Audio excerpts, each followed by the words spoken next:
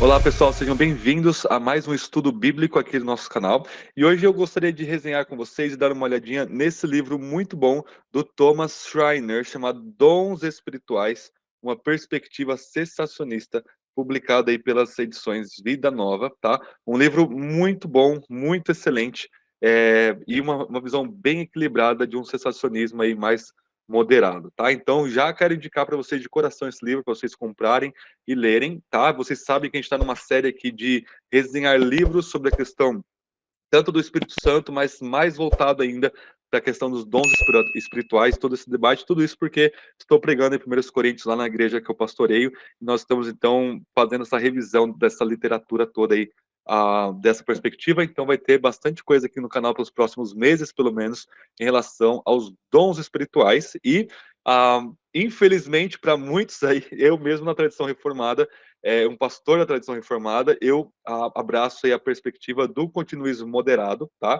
E me deleitei muito desse livro de perspectiva cessacionista, tá? Antes de qualquer crítica ao livro, de qualquer ponto de desacordo com o livro, eu gostaria de recomendar demais esse autor. Se vocês não conhecem, gente, comprem, leiam tudo que ele escreve. Thomas Schreiner é um dos grandes nomes da teologia do Novo Testamento, especialmente teologia de Paulo, teologia paulina. É um teólogo de ponta, assim, top do mundo mesmo, muito bom. Então, se juntar eu e todos vocês aqui do canal que estamos assistindo, não dá um Thomas Schreiner, por assim dizer, teologicamente falando, tá? Então, quando a gente está trazendo alguma crítica aqui, é sempre com isso em mente, sempre levando em conta aí toda a erudição, a robustez teológica, a profundidade exegética aqui do Thomas Schreiner, que escreve um livro popular. Esse aqui é um livro pequeno, você lê assim bem rapidinho, tá?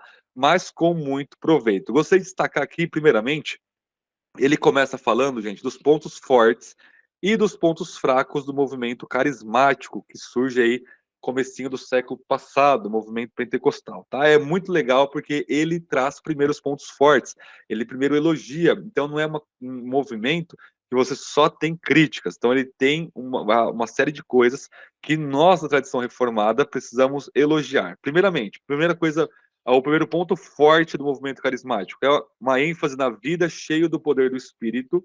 A gente precisa realmente vivermos cada vez mais buscando o Espírito Santo. Segundo lugar, a emoção encontra expressão, então a emoção é algo bom, é algo que Deus criou, e ela precisa encontrar expressão, a gente precisa realmente amar a Deus, amar o próximo, se alegrar, se entristecer por causa do pecado, chorar com os que choram, então nós precisamos realmente dar expressão às nossas emoções. Em terceiro lugar, espírito de oração, tá? Então o movimento carismático é muito voltado para a oração, a gente nunca pode perder isso de vista, tá? Todos esses pontos positivos, acredito que a gente tenha na maioria da história do movimento reformado, da reforma protestante, tá? Sempre houveram homens de oração extraordinariamente falando, é claro que a igreja sempre ora, tá? Mas o movimento carismático ele tem essa ênfase na oração, envolvimento em quarto lugar de todo o coração na adoração a Deus, a adoração nunca pode ser mecânica, nunca pode ser uma mera mecanicidade externa, tá? Quinto lugar, zelo missionário, tá? As missões modernas, elas começam com os batistas, calvinistas, mas o movimento carismático ele vai avançar e abraçar muito o zelo missionário, tá? Ministério de pequenos grupos, então a ênfase em lidar com poucas pessoas em um nível mais intencional, muito bacana também. Sétimo lugar, vida em comum, tá? O movimento carismático enfatiza a questão da família na igreja, tá? Oitavo lugar, alegria. Nono lugar, crença real em Satanás e no diabo e no poder demoníaco, tá? Então a gente nunca pode perder de vista que o diabo é um ser que existe, os demônios também. Não é mito, não é folclore, como a teologia liberal colocou aí desde o século XIX, tá? E crença real nos milagres. Nós sempre devemos crer, de fato, no real milagre, como a ênfase aí contrária ao iluminismo e a toda a questão racionalista da qual o movimento carismático vai reagir fortemente, com muita assertiva aqui, tá? Só que todo movimento tem os seus pontos fracos. E aí, quais são os pontos fracos aí do movimento carismático? Tende ao elitismo, em primeiro lugar. Então, certas pessoas têm certos dons, o restante não tem. Na prática, não na teoria, né? Mas na prática, isso tende nas igrejas a criar um elitismo. Segundo lugar, tende a criar um sectarismo, tende a criar um terceiro lugar, anti-intelectualismo, tá? Então, eu tenho alunos, tanto na graduação quanto na pós, que são pentecostais e que são extremamente estudiosos. Você tem exemplos aí de eruditos top do mundo, como Craig Kinner, Gordon Fee e outros, só para citar dois aqui, mas tem muitos outros que são pentecostais, estudam muito, tá? Mas, infelizmente, de modo geral, a, a nível popular, o pentecostalismo, o movimento carismático, vai gerar aí um anti-intelectualismo, tá? E iluminismo, não no sentido do movimento histórico do iluminismo, mas no sentido de que, às vezes, em certas igrejas carismáticas, Deus, ele ilumina a mente da pessoa como se fosse uma revelação extra, no sentido de estar em pé de igualdade com a autoridade bíblica na prática, tá?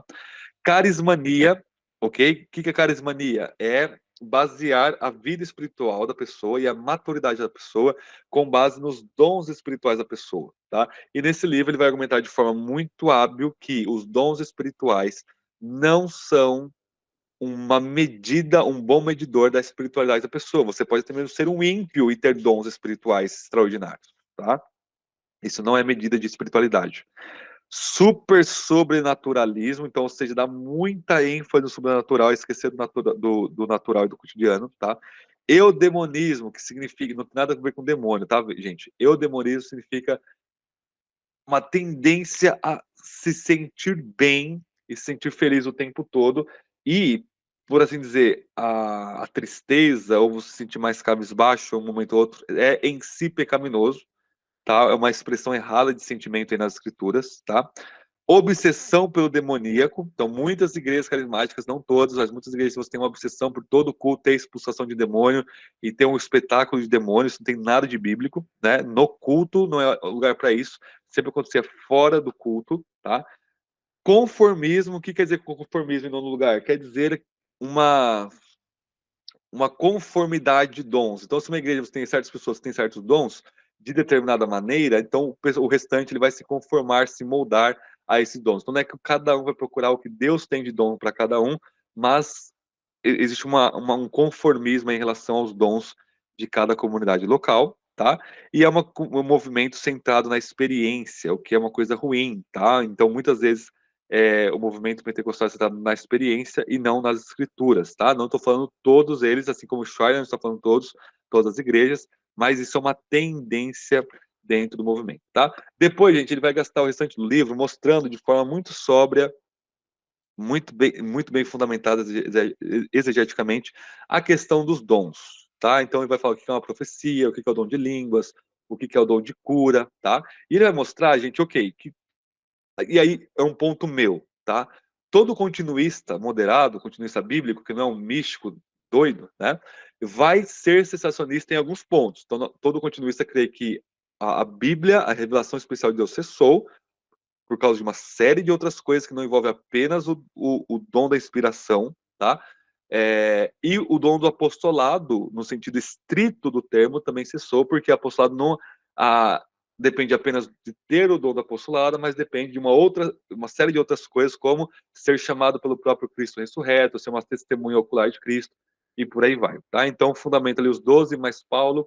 Ele até abre espaço aqui para ter um ou outro apóstolo, além dos 12 mais Paulo, como Barnabé, se eu não me engano, algum outro que é chamado de apóstolo. Ele não entende isso no sentido amplo de apóstolo, no sentido de enviado, como tem outro. Hoje, então, se você é um missionário enviado, você é, no grego, um apostolado. Você vai ser um enviado, um apóstolo, mas não no sentido autoritativo, e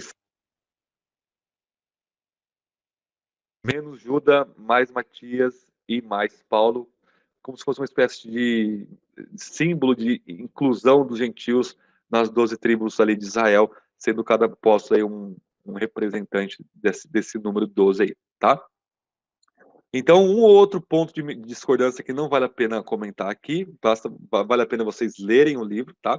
E aí, gente, duas coisas para nós terminarmos o vídeo.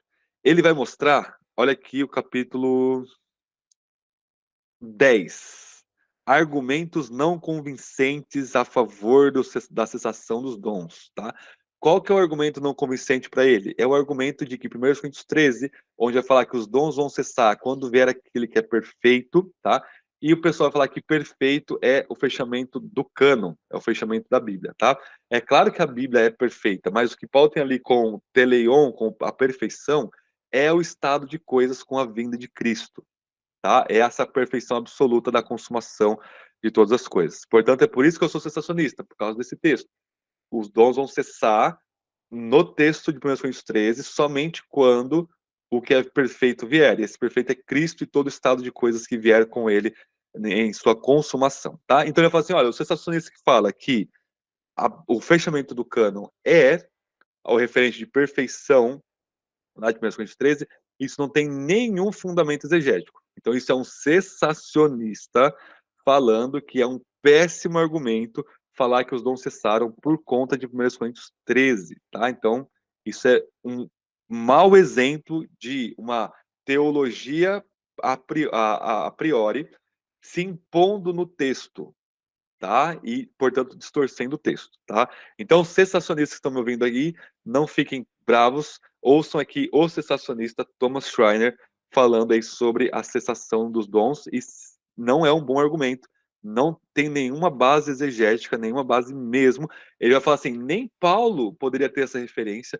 nem os coríntios poderiam ter essa referência de fechamento canônico, aqui, especificamente em 1 Coríntios 13, tá?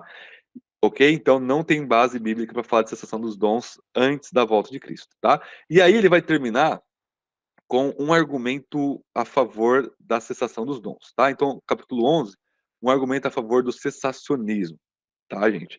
E aí, gente, aqui que entra todo o meu respeito e amor com o Thomas Schreiner, mas o argumento ele é pouco pior do que o argumento que ele falou que é ruim, que é a perfeição sendo o fechamento do cano, tá?